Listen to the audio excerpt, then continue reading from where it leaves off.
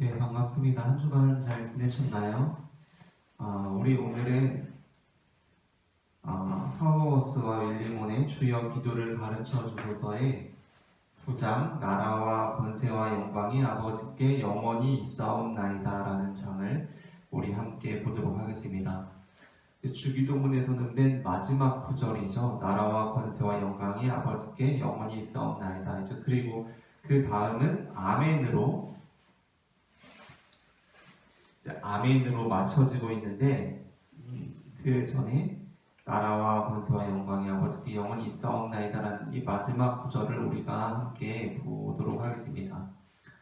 하워워스와 윌리몬이 이 장에서 우리에게 전해주고 주장하고 있는 것은 나라와 권세와 영광이 아버지께 있다는 것, 일단 그것에 포커스를 맞추고 있고요.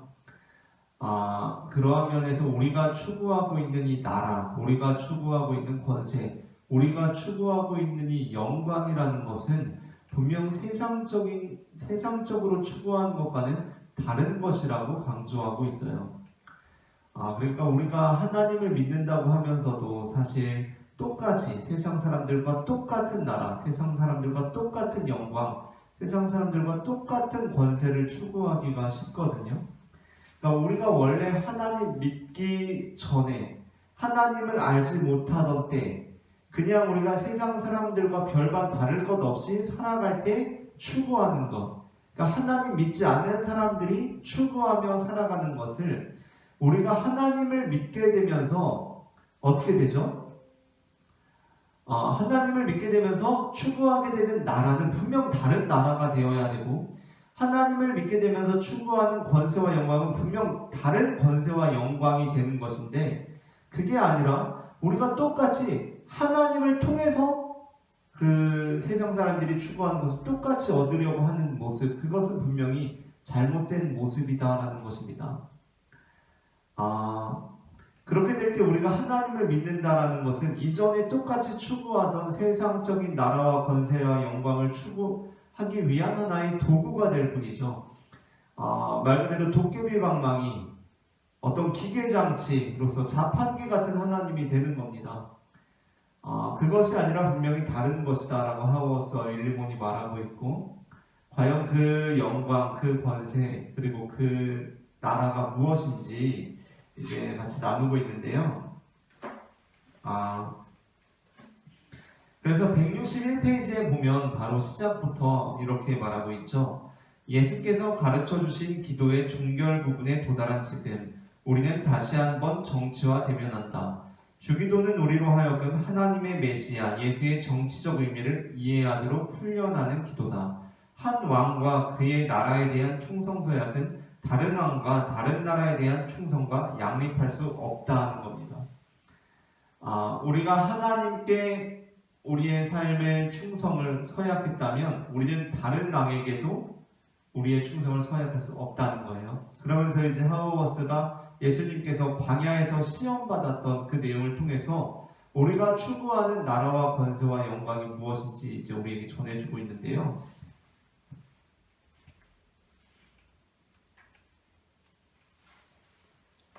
167페이지입니다. 167페이지 전에 166페이지에 이제 예수님께서 광야에서 시험 받으신 내용, 마태복음의 내용을 서술하고 있고, 그 다음에 이렇게 말하고 있어요. 예수께서 유혹받으신 이 이야기에서 사탄이 무엇을 제안했고 또 예수께서는 무엇을 거부하셨는지 주목해보라. 사탄이 예수께 제안한 것은 전부 좋은 것이었다. 그쵸? 사탄이 예수님께 제안한 것은 전부 좋은 것입니다. 정치적 권력, 영적인 권력, 그리고 정치적인 권력이었습니다. 우리는 가난한 이들에게 먹을 것을 주어야 한다고 믿지 않는가? 우리는 영적인 능력을 갖기 위해 교회에 모이는 것이 아닌가? 우리 그리스도인은 이 민주주의 사회에서 선을 위해 정치적인 행동을 행할 책임이 있다고 믿지 않는가? 그쵸? 예수님께 사탄이 했던 유혹은 다 좋은 거라는 거예요. 좋은 거라는 겁니다. 떡으로 돌을 만들라는 그런 기적이 아니죠. 돌로 떡을 만들라는 거예요. 얼마나 좋은 기적입니까? 경제가 활성화되는 거잖아요. 그쵸? 일자리가 창출되는 겁니다. 그러한 기적을 일으켜보라는 거예요. 예수님께. 얼마나 좋은 일입니까? 우리가 하나님께 기도하는 내용들이잖아요. 그렇죠? 영적인 권력을, 영적인 능력을 나타내보라 라고 말합니다. 영적인 능력 나타내는 거 좋은 일이죠. 정치적인 권력 역시 마찬가지예요. 그런데 어떻게 하십니까? 예수님께서는 이 모든 것을 다 거부하셨다는 거예요. 자, 그렇다면 그것이 좋은 것인데 왜 예수님께서 거부하셨는가? 이제 이 다음에 그 이어지는 내용을 함께 보겠습니다. 흥미롭게도 이 권력은 사탄이 자기 마음대로 원하는 사람에게 줄 수 있는 것이다. 예수께서는 사탄의 손에서 오는 권세를 거부하신다. 이 권세를 하나님과 무관하게 행사할 수 있는 자율적이고 독립적인 것으로 여기는 순간 그것은 곧 사탄을 숭배하는 행위가 된다 라는 것입니다. 그러니까 그것 자체가 선한 것이고 좋은 것처럼 여겨진다고 할지라도 그것이 누구와 관련되어 있느냐라는 것이 너무나 중요하다라고 하워스와 윌리먼은 그렇게 말하고 있는 거예요. 그것이 사탄으로부터 사탄에게 출처가 있을 때 그것은 예수님으로부터 거부되는 것입니다. 이제 그 다음에 또 이제 굉장히 흥미로운 내용이 나오는데 중간 문단에 예수께서는 배고픈 무리들을 먹이셨다. 그러나 그것은 그들을 경제적 예속 상태에 두려는 행위가 아니라 넘쳐나는 하나님의 자비의 선물이었다. 예수께서는 기적을 행하셨다. 그러나 그 기적은 자신을 위해 신적 권능을 남용하는 수단이 아니라 세상 속으로 뚫고 들어오는 하나님의 능력의 표지였다. 예수께서는 선을 위해 권세를 행사하셨다. 그러나 세상 나라의 수단과 방법을 사용하지는 않으셨다. 인간의 정치와는 달리 예수께서는 확실히 선한 목적을 위해서도 폭력을 행사하지 않으셨다. 이처럼 예수의 삶은 우리에게 나라와 권세와 영광의 의미가 무엇인지를 다시 정의해 준다라는 것입니다. 그러니까 우리가 나라, 권세, 영광이라고 할 때 그것들을 추구하는 삶을 살아간다고 할 때 그리고 우리가 하나님 안에서 특별히 예수님 안에서 그것을 추구하는 삶을 살아간다고 할 때 그것은 분명히 이전에 우리가 추구하던 나라와 권세와 영광과는 분명히 다른 의미의 나라와 권세와 영광이라는 것입니다. 그리고 이제 그 다음에 이제 그 내용들에 대해서 기술을 하고 있는데 이제 우리가 말하는 영광, 우리가 말하는 권세, 우리가 말하는 나라, 그것들이 무엇인가에 대해서 이제 우리에게 전해주고 있습니다. 이제 이 부분에 있어서는 그 생각이 좀 다를 수도 있을 것 같아요. 170페이지에 보게 되면 하버워스와 윌리먼은 특별히 영광을 예수님의 십자가와 관련지어서 우리에게 전해주고 있습니다.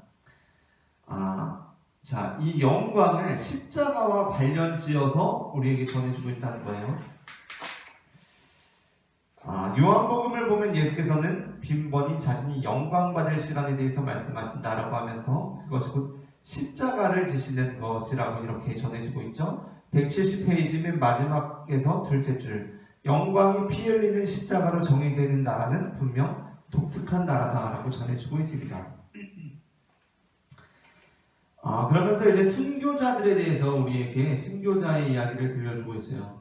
그러니까 우리가 말하는 그 영광이라는 것은 우리가 곧 희생하고 헌신하고 우리가 십자가를 짐으로써 우리가 얻게 되는 영광이다라는 거예요.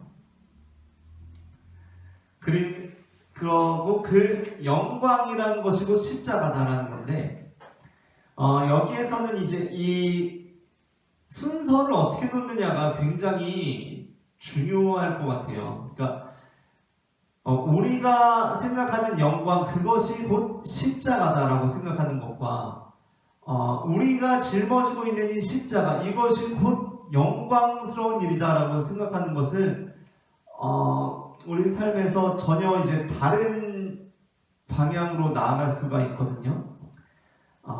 저 같은 경우는 이제 하워스는 여기서 영광에서 십자가의 방향으로 나아가고 있지만 저 같은 경우에는 십자가에서 영광의 방향으로 나아가는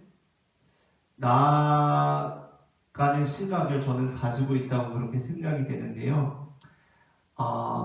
그게 무슨 이야기냐면 물론 경우에 따라서 다르게 전해질 수도 있습니다. 그러나 제가 볼 때는 그래요. 어떤 거냐면 우리의 삶이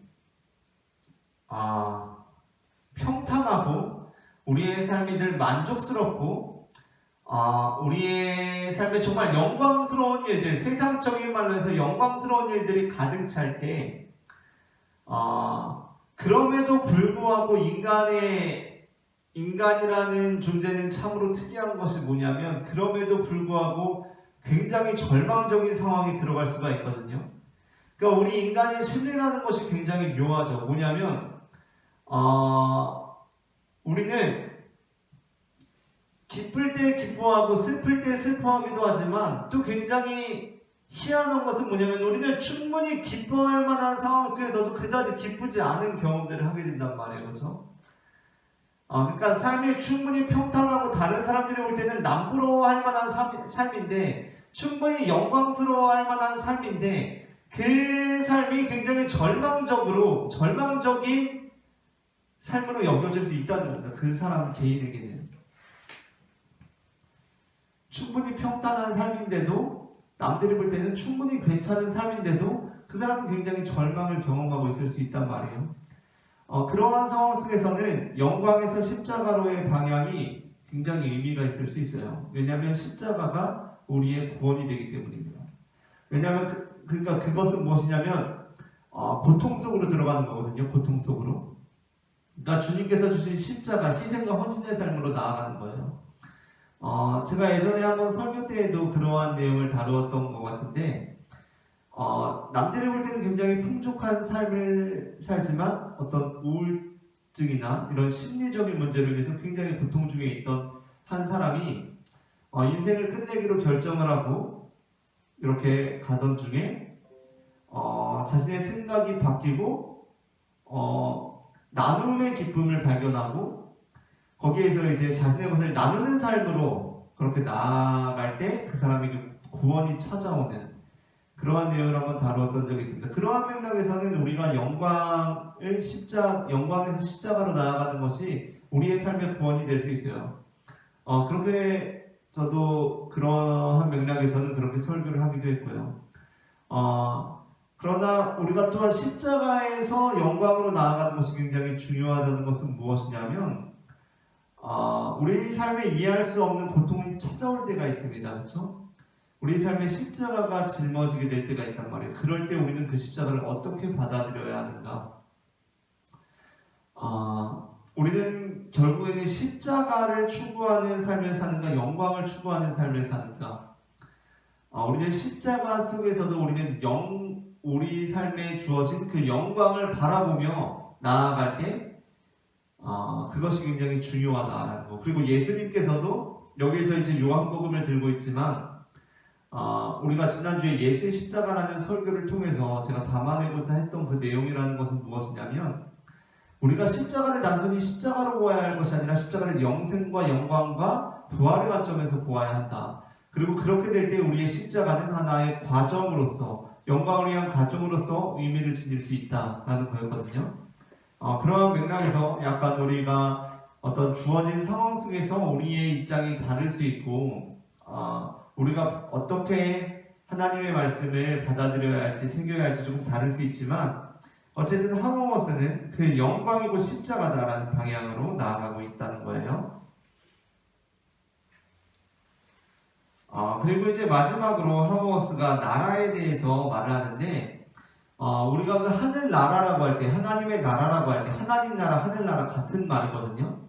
그 하늘나라라고 할 때 우리가 뭐 죽어서 가게 되는 천국을 생각할 때가 굉장히 많죠. 그러나 그것보다도 하모스는 그것뿐만 아니라 우리가 이 땅 가운데서 이루어진 하늘나라를 말하고 있습니다. 그 하나님 나라를 우리에게 기억하게 하고 있는데 그 중에 굉장히 중요한 개념이 174페이지에 이미 그러나 아직이라는 그 개념이에요. 하나님 나라라는 것은 이미 우리에게 온 것이기도 하지만 또한 아직 우리에게 오지 않은 것이기도 하다라는 것이 굉장히 별것 아닌 것 같은데 신학자들은 굉장히 중요하게 이야기를 하거든요. 제가 이것을 우리가 그리스도인들이 정말 이해하기 쉽게 그리고 우리의 삶에 잘 맞아들게 정말 이해하기 쉽게 제단은 이제 설명을 한 것이 바로 회개하라 천국이 가까이 왔느니라라는 설교에서 제가 했던 것인데요. 복음이 선포됨으로써 우리는 이미 천국을 경험하게 되는 것이고 저주가 선언됨으로써 우리는 이미 지옥을 경험하는 것이다 라는 그러한 맥락에서 제가 말씀을 나누었던 기억이 있어요. 무슨 얘기냐면 하나님의 나라는 아직 오지 않은 것이지만 이미 우리에게 와야 하는 것이고 또 이미 와 있지만 완전히 이루어지지 않았다는 면에서 아직 오지 않은 것이기도 하다라는 뜻이거든요. 그래서 이제 174페이지부터 175페이지에도 하워워스 같은 경우는 영원히라는 그 구절에 이제 주목하면서 하나님의 나라는 우리에게 이미 온 것이기도 하지만 아직 오지 않은 것이기도 하다. 우리는 그러나 또한 아직 오지 않은 것이기도 하지만 이미 온 것이기도 하다. 그것이 어디를 통해서? 교회를 통해서 온 것이다 라는 그러한 내용을 통하여서 우리에게 하나님의 나라에 대한 소망을 다시 한번 기억하게 하고 있습니다. 오늘은 이제 우리 여기까지 보도록 하고요. 다음 주에는 10장 아멘이라는 구절을 통해서 우리 마지막으로 주여 기도를 가르쳐 주소서를 마치려고 합니다. 이 책을 이제 마치겠고 그 다음부터는 한 1년 정도 보게 될 것 같은데 이 하워스의 마태복음이라는 책을 우리가 같이 보려고 해요. 이 하워스의 마태복음이라는 책을 이제 그 다음부터 시작해서 내년 한 1년간 우리가 같이 보려고 합니다. 제가 어떤 한 콘텐츠에서 이 하워스의 마태복음이라는 책을 이야기하면서 이 책을 굳이 읽으라는 건 아니다. 오히려 읽지 않는 것이 더 낫다라고 그렇게 말씀을 드렸던 기억이 있는데 그 이유는 무엇이었냐면 이 책이 너무나 난해하기 때문이라고 했어요. 그렇죠? 그래서 마태복음에 관해서 쉽게 이제 풀어서 쓴 책들이 많기 때문에 책이 너무나 어렵다는 면에서 굳이 읽으실 필요는 없다라고 그렇게 말을 했던 기억이 나는데 그러다 이제 마태복음을 선택했습니다. 그 이유는 이제 우리가 마태복음 강해 설교가 주일 예배 설교가 이제 곧 끝나요. 2편을 더하고 이제 끝나게 되고 그 다음부터는 주기도문과 팔복을 이제 내년에 다루게 될 텐데 우리가 마태복음을 한번 쭉 볼 때 제가 설교로서 이제 마태복음의 메시지를 여러분에게 전하지 않았습니까? 그러나 그 설교에는 사실 설교는 한 포커스로 이제 나아가기 때문에 생략해야 되는 부분이 굉장히 많아요. 굉장히 중요한 부분임에도 이제 그런 것들을 다 설명하기 시작하면은 설교가 이제 지루해지기 때문에 그런 것들을 다 그리고 지루해지기도 하고 너무 방대해지는 거죠, 내용이. 그렇기 때문에 포기해야 될 것들이 너무나 많은데 그 포기했던 내용들을 한번 쭉 짧게나마 다룬다는 맥락에서 마태복음을 우리가 하워스의 마태복음을 같이 보려고 합니다. 이 책을 보면서 이 하워스의 마태복음을 중심으로 해서 제가 다른 마태복음 설교를 준비하면서 봤던 그런 다른 책의 내용들 그러한 것들까지도 우리가 다 같이 다루면서 이제 마태복음을 내년 1년간 함께 보도록 하겠습니다. 오늘은 여기까지 하고 다음 주에 뵙도록 하겠습니다. 감사합니다.